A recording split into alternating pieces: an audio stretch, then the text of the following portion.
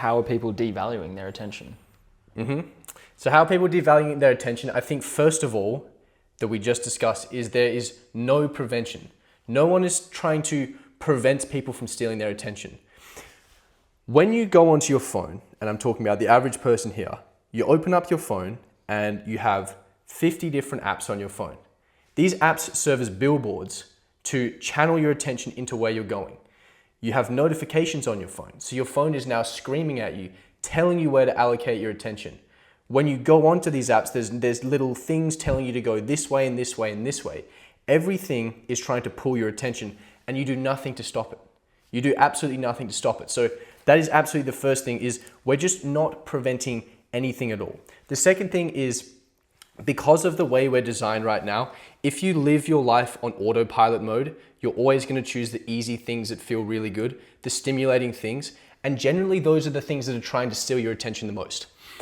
Think about platforms like YouTube. Think about platforms like TikTok, like Instagram.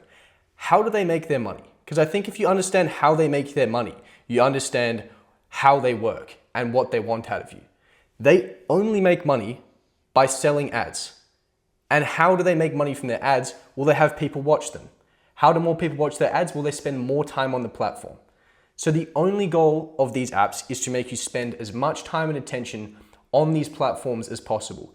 Yet we're consuming a crazy amount of these apps, of these products all the time. And when we're choosing the easy, constant stimulus thing, we're spreading our attention incredibly thin. If you think about what you do on a daily basis, if you wake up and you're instantly on social media, there's now probably 50 different pieces of information that you've received that's pulled your attention in 50 different ways. That's a pretty shocking start to the day, right? And then after that, maybe you start consuming some news. And now your attention is thinking about the war going on the other side of the world, or a political event happening over there. And then you go back on social media and you're worried about what your friends are doing in high school, right? And then you're concerned about the 3 different sports teams you're following. And your attention is diluted in 50 different ways because we have no prevention in there. We have no lock on it. We're just letting anyone and anything take it, which I think is a big issue. But I think the biggest way that we're devaluing our attention is we're worrying about things outside of our control. I think if you think about it as a fundamental concept, if you only focus on things within your control, you would have an incredible attention span. You would have incredible focus on your goals, on your actual objectives. But I think right now, if we think about our attention allocation, we're probably allocating 80% of our attention to things outside of our control. Things like politics, things like social media, sports teams, right? Just general Instagram scrolling, news feeds, all of this stuff. And we're worrying about all of these things outside of our control. And the thing is, you're receiving a whole lot of input, but you can't do anything about this information. You're just worried and concerned about 50 things you can't control. Then you sit down to do something that's moving you towards your goals, and your brain is thinking about the 50 things that you can no longer control. And you just feel like a powerless and weak individual. And I think it's a huge way that we're devaluing our attention. Yeah, I couldn't agree more. And I think there's almost like a philosophy for life in there, in the only put your attention into things that you can control. I think it's a great way to think holistically about the life, the things that you tackle, what's important to you, your kind of priority list, where you're spending your time, how, like all these things we've talked about, crafting your environment, like things that you control. I think it sets you up for success if you're not wasting your 2 most valuable resources on things that will have no impact on your life, on where your life's going, on your goals, on anything that's going to actually positively influence you. Yeah, I couldn't agree more.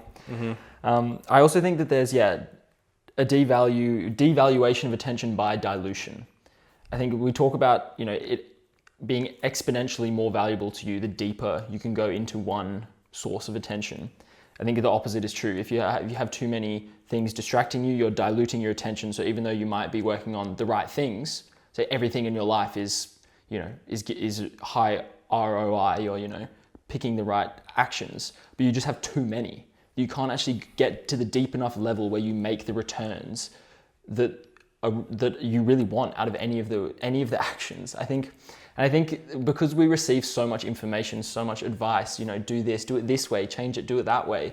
It's so easy to just be scattered between 17 different approaches and never put the time or the attention into one of them to actually see what the returns would be. Yeah, that was probably one of my actually biggest discoveries of this month was you can spend a lot of time accumulating knowledge and information which can be helpful in leading you on a certain path. But after a certain period of time, there's only so much information that you can receive.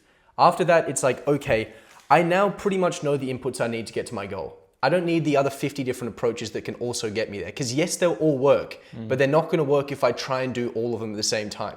Let me just choose one and just do that rather than, oh, well, maybe I can slightly optimize my workout routine this way. Oh, maybe I should change the diet. And then just everything falls across. Oh, maybe if I change my niche this way, and you just end up just falling off. And I think you're right. That's a huge one, is just focusing on one thing and just allowing compounding and allowing consistency to kick in.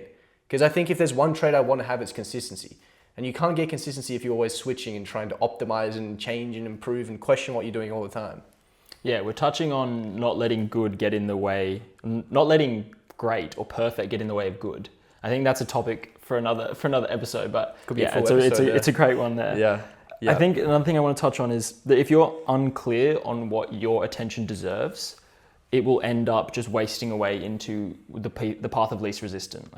Least resistance. We talked about it with our environment. I think it's the same here. If you're not clear about what your attention deserves and you're not putting barriers in place and taking consistent action to put the attention where it deserves to be, then it will just get sapped away. Like if you don't use it, you're going to lose it because there's billion-dollar companies that are fighting for it. So they're going to grab it if you're not putting any conscious effort into what it's going into. Yep. Everyone wants your attention, so if you don't want it, you're going to lose it.